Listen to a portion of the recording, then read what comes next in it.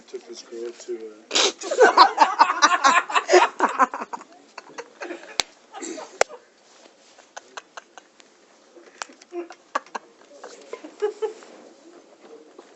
and it was the springtime. And there I was trying to look cool and nonchalant. But I had to go to the bathroom. Because it was springtime, you know, the floors were all wet. And unbeknownst to me, I returned from the washroom with 18 feet of toilet paper stuck to the bottom of my hiking boot.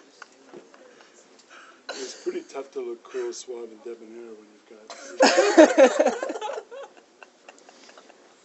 And spraying myself with dust is going to rank right up there as one of those memories. Anyhow. Oh my God.